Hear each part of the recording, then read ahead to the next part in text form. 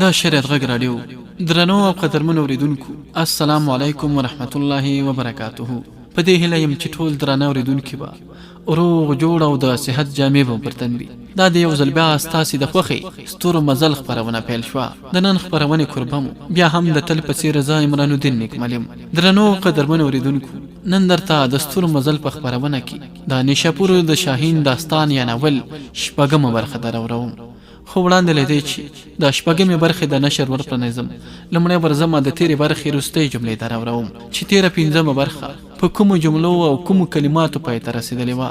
خو درنو اورېدونکو، یوه هیله له تاسې هم لرم چې دا خپرونه راسره هم د نورو خپرونو په څېر تر پایه پورې واورئ او ما یوازې پرې نږدئ. تاسې د نیشاپور د شاهین داستان یا ناول په تېره پنځمه برخه کې اورېدلي وو چې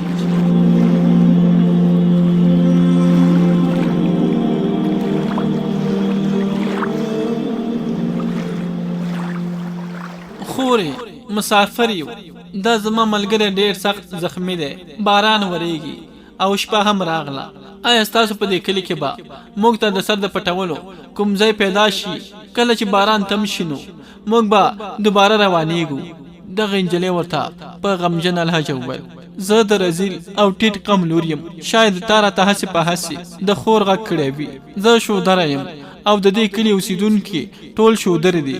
په داسې حال کې چې ستا ملګری همدغه نجلۍ د کالو څخه کشتریان معلومیږي، خو ته راته مسلمان ښکارې. زموږ په مسلک کې موږ ته نجس او پلیت ویل کېږي. حال دا چې تا ماته د خور غږ وکړ. همت د هغې حوصله ورزیاته کړه او ورته ویل: زه خو هغه د حرم او مسلک نه منم چې د انسانیت عظمت او وقار ونه پیژني. زه چې په کوم مذهب ایمان لرم، په هغې کې د عزت خوند هغه څوک ده چې نیک کارونه وکړي. د دې نه علاوه زما مذهب د نورو ګروهو او عقیدو خاوندانو ته هم د عزت او درنښت په سترګو د کتلو درس ورکوي. مخکې له دې چې هغه پیغله ځواب ورکړي، رتنا د غصې نه تاو راتاوه شوه او په همت یې ورغږ کړ او په ډېره کرکه او نفرت سره یې ورته وویل: تا ته چا دا واک درکړی چې زموږ د عقیدې او ګروهې په خلاف خوله راخلاصه کړي؟ ته په خپله نجس، نابلی، ګناهګار او پلیت یې. هغه څه دی چې زموږ د عقیدې او ګروهې په خلاف وویل، د هغې سزا به هرومرو وویني. د هر چا عقیده د هغې خپله ده. یو انسان عبادت کوي، بل انسان معبد امندر ته ځي، یو کلیسا ته ځي، بل جومات ته.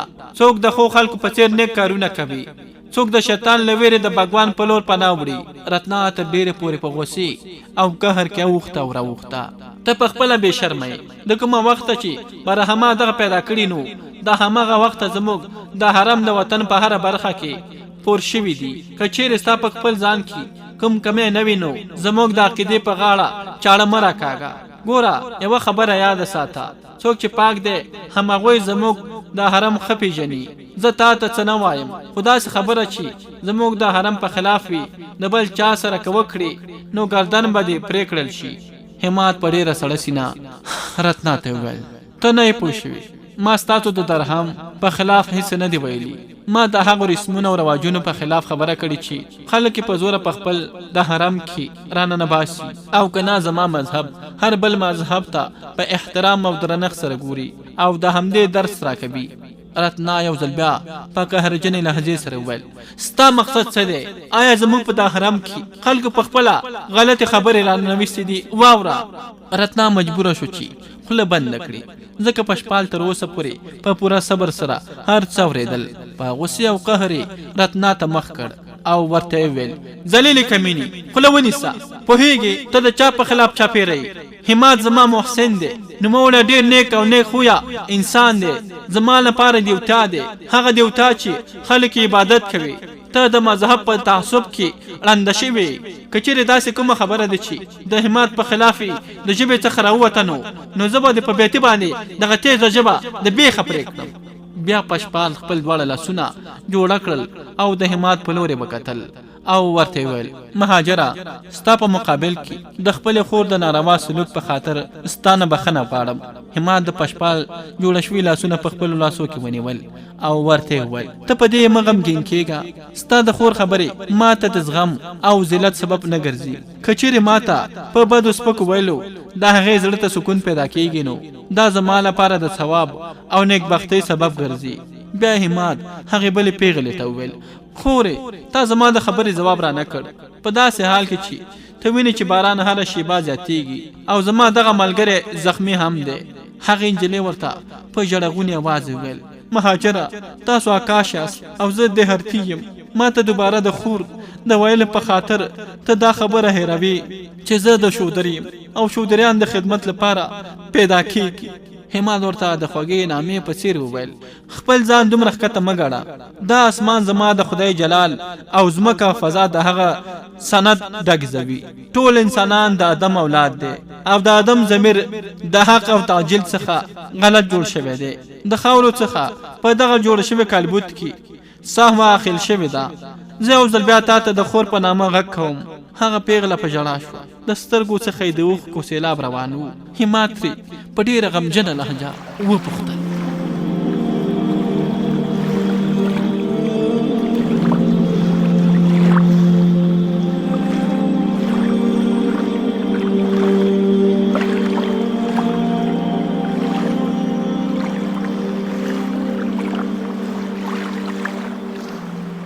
درنو اوریدونکو تاسې واورېدل چې تېره 5مه برخه په کومو جملو او کومو کلماتو پای ته رسېدلې وه.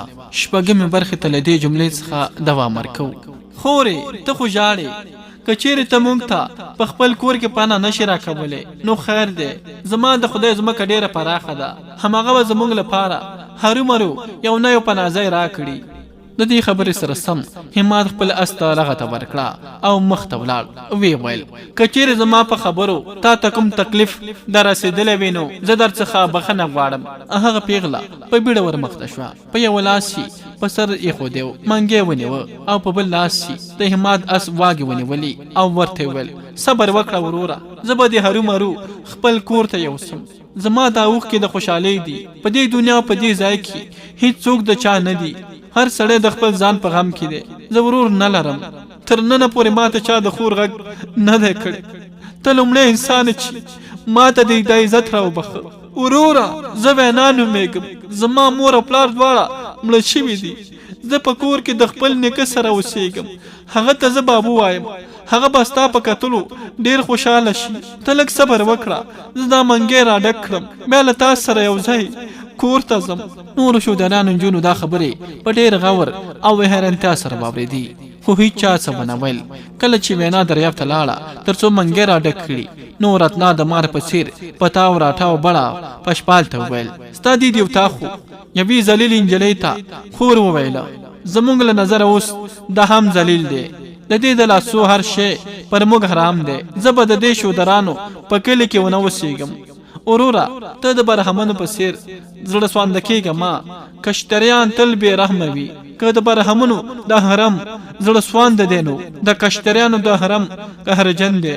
وروره راځه چې دواړه ورور او خور دغه ذلیل او سپک مسلمان پرېږدو او که نه هرې لوري ته به زموږ د ذلت او سپکوي خبرې خپرې شي. په دې توګه به زموږ د حرم د مرګ سره مخ شي. پشپاله راتنا ته وویل ذلیلې کمبختې ستا زړه د تیږې او کلیچې دی د اوسپنې جوړ دی. زه درته وایم چې د تفریق او بې اتفاقۍ خبرې مه کوئ. زه به د همت سره د دې شودرانو کلي ته هرومرو ورځم. که چیرې ته بلې لوري ته تلل غواړې نو ورځه ورکه شه. د دې ځای دا ټول مصیبتونه او زغمونه چې پر موږ بار شوي هم ستا په خاطر دي. خپله ژبه دې بنده کړه او که نه ستا په څېر سخت زړې زړې به زه هېڅکله هم ونه بخم. ته د کوم د حرم خبرې کوې؟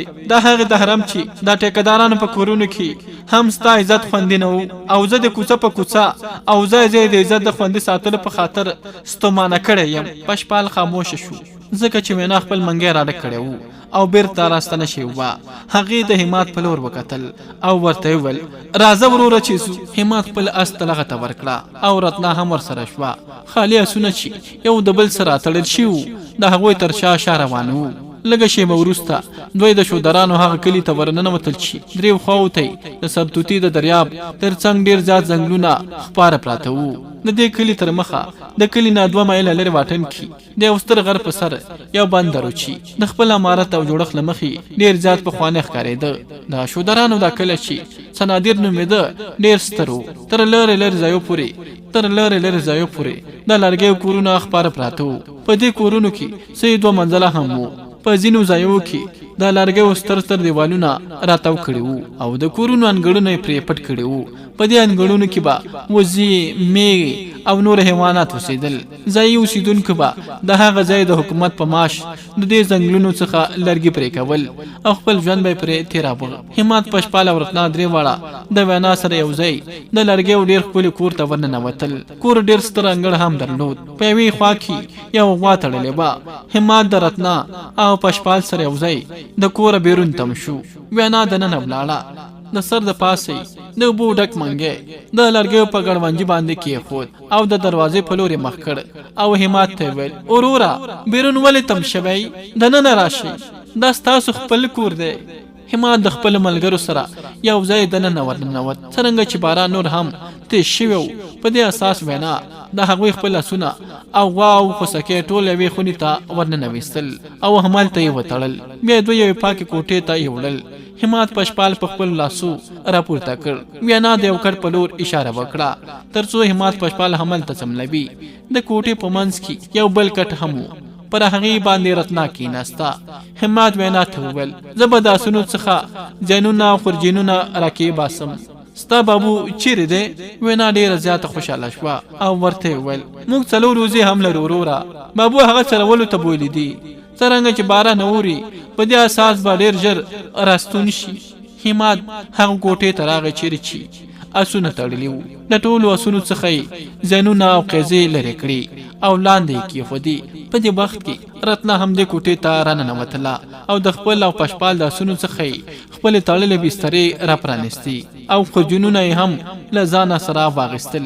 په دې وخت کې هغې ته دا احساس شو چې د وینا بابو هم راورسېد، ځکه په انګړ کې د نارینه دون اواز اورېدل کېده چې د وینا سره یې خبرې کولې.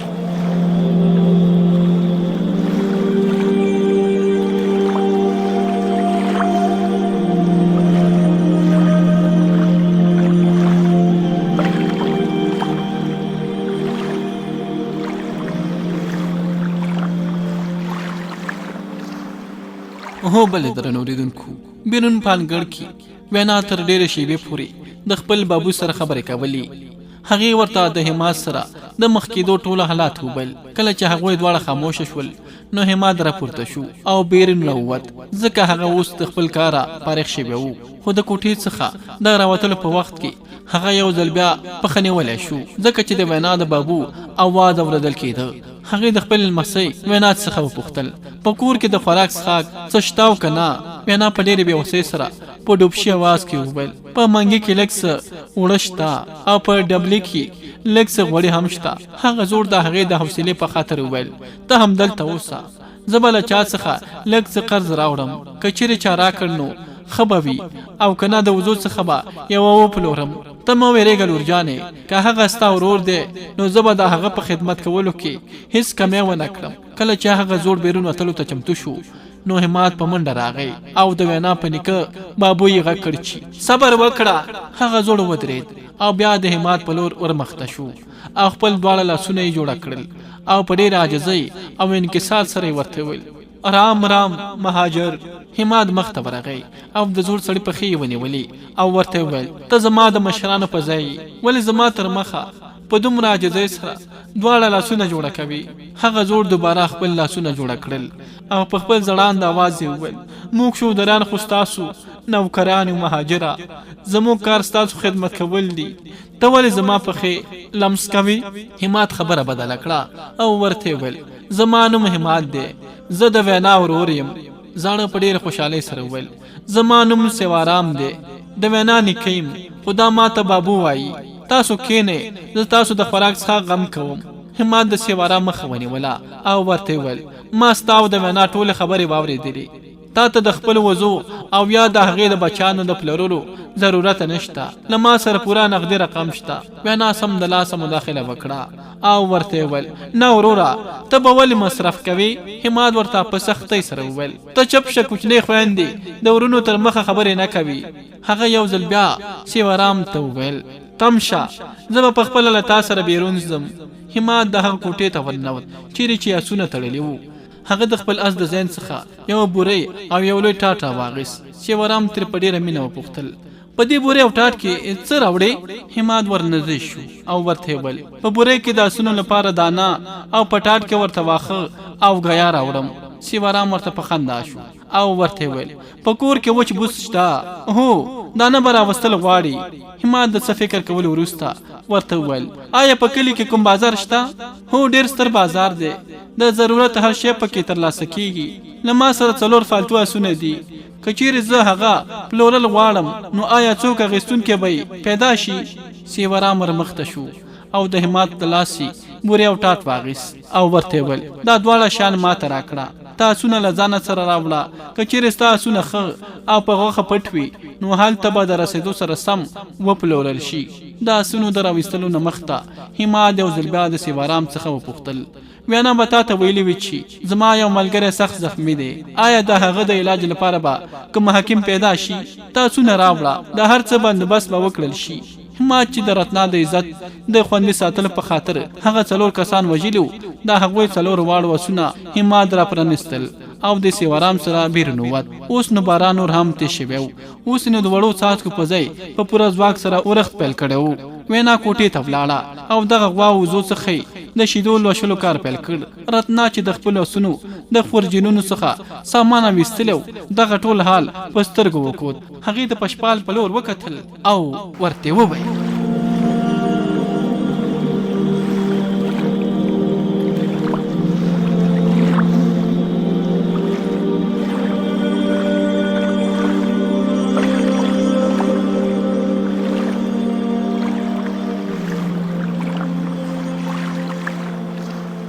اوه بلې درنو اوریدونکو، که څه هم پشپال ترې خفه شوی و خو بیا یې هم په ډېرې نرمۍ سره ورته وویل همت بیرون تللی تر څو هغه بیرته راستون نشي.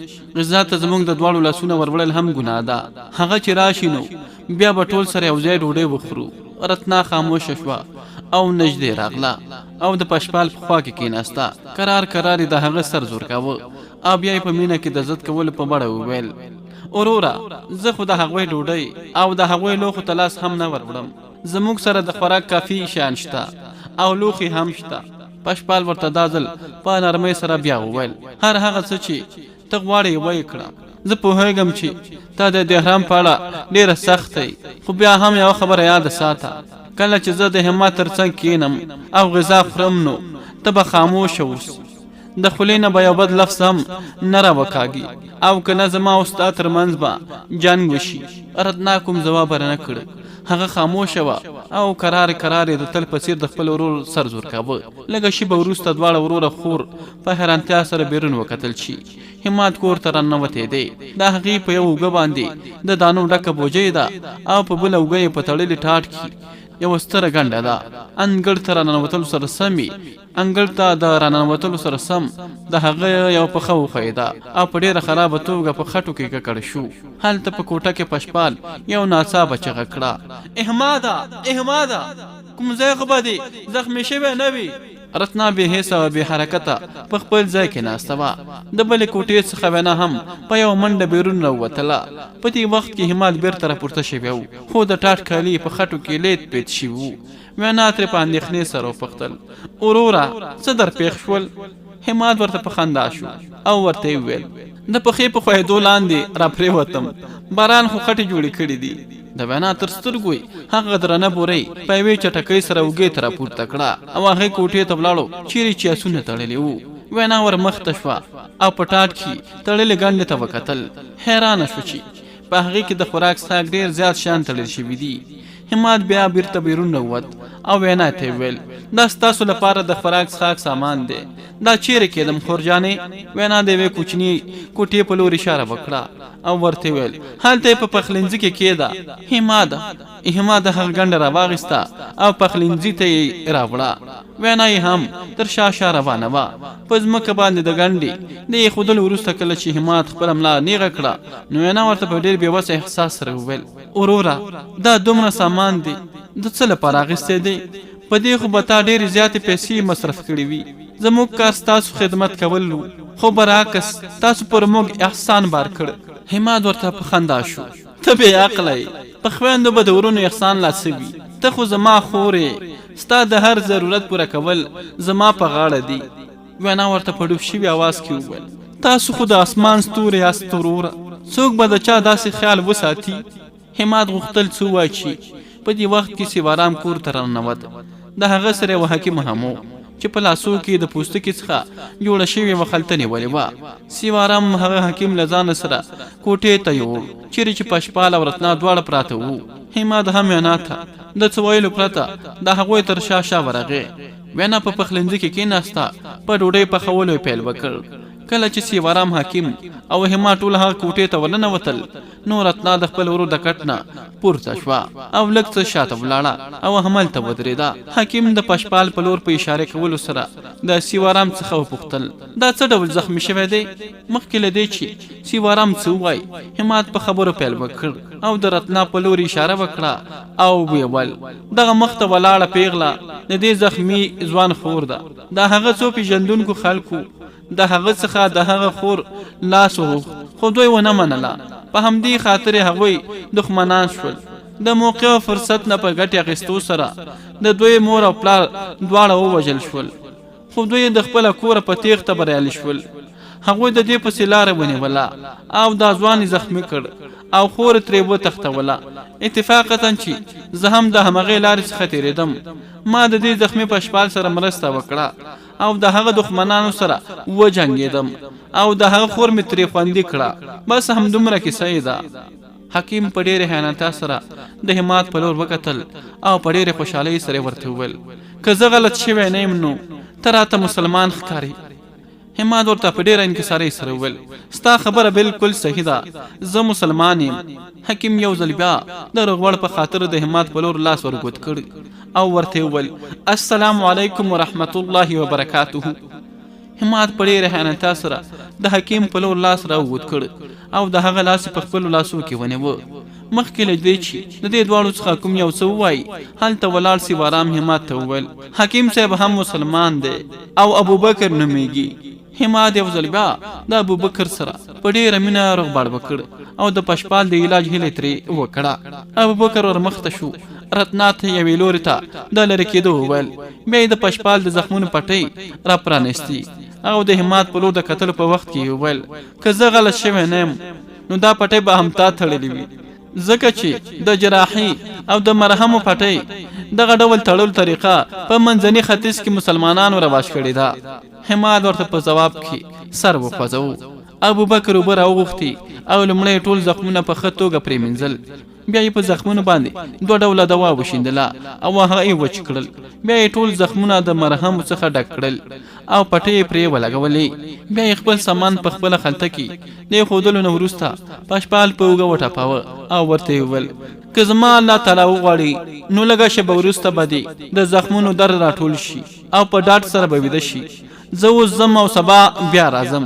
حماد د خپلو کالیو څخه څو سکې راوویستې او د ابوبکر په لورې لاس ور وغځاوه او ورته یې وویل چې دا له ځانه سره کېږده. ابوبکر خبره ونه منله او ورته یې وویل زما سره د الله تعالی له اړخه راکړل شوي هر څه شته، زه دې ته اړتیا نه لرم.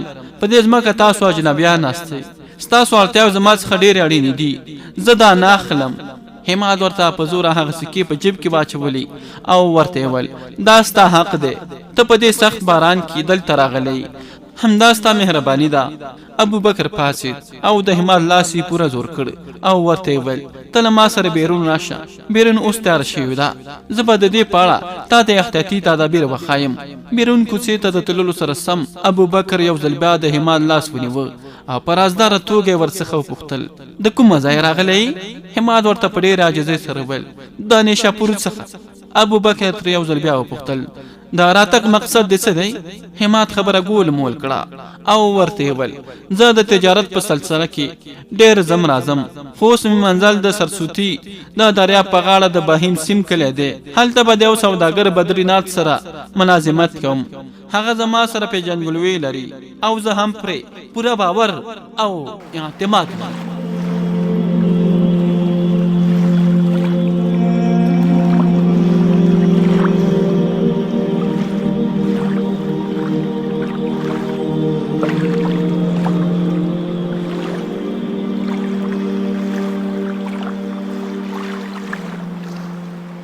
هو بلې درنو اوریدونکو ابوبکر په تیزو سترګو د همات په لور وکتل او ورته وویل ستا د سترګو ژوروالی او عقابي بڼه ستا د جسم دغه توانایي او د مخ نښې نښانې دا هر څه ډاګزوي چې ته د تجارت لپاره نه پیدا شوې نو که زه په غلطه نه وسم نو قدرت ته د یو خاص کار لپاره ټاکلی او په ډاډ سره به په هغه کار کې زما د ملت او مذهب آرامتیا او اسودګي پټه وي همات ځواب ورنه کړ او خاموشه شو ابوبکر یو ځل بیا ورته وویل زه نه غواړم چې ته ماته کوم راز ووایې خو دعا کوم چې د کوم مقصد لپاره دغه اجنبي ځمکو ته راغلی زما رب درته بری او کامیابي درکړي همات او زوړ ابوبکر په خوشحالۍ سره مخ ته روانو د لږ څه مخ ته تللو څخه ورته ابوبکر یو ځل بیا همات ته په غوږ کې وویل زما د ملت زړور بچیا د عمر او تجربې له اړخه له تا څخه د زیاتوالي په خاطر یو نصیحت درته کوم واوره چې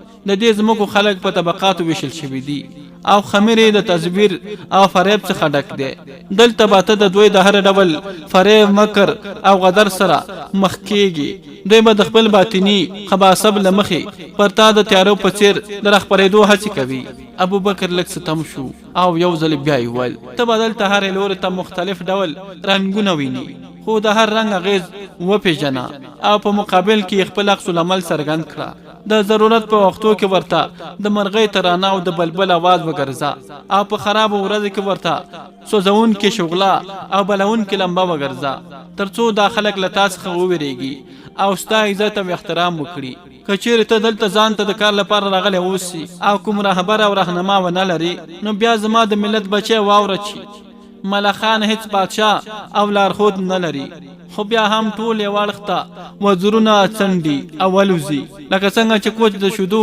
د پرېمنځلو څخه او وینه د پوزې د تاوېدو له امله پیدا کیږي په همدې توګه به ته هم دلته د حکمت او تدبیر سره اوسي زما زړه وایي چې ستاسو اړیکې به د غزني د حکمرانانو سره وي که چیرې همداسې وینو نو هغه وخت به ډېر ژر راشي چې دغه بتپاله او شرکوونکی قوم چې نن موږ مسلمانان د ذلیلو انسانانو څخه هم کم ګڼي د مسلمانانو په لاسو فتح شي او هغسې به له منځه ولاړ شي لکه څنګه چې بني اسرائیلو خدای پرېښود او د غوایانو پالل یې پیل کړل او په دې توګه تباه او برباد کړل شول ابوبکر په یو ځای کې تم شو او په خپل مخ کې یوې دروازې ته یې اشاره وکړه او وی ویل دا زما کور دی نن شپه به زما سره دلته پاتې شي او ماښامې به را سره تیر کړي زه غواړم له تا څخه ډېر څه واورم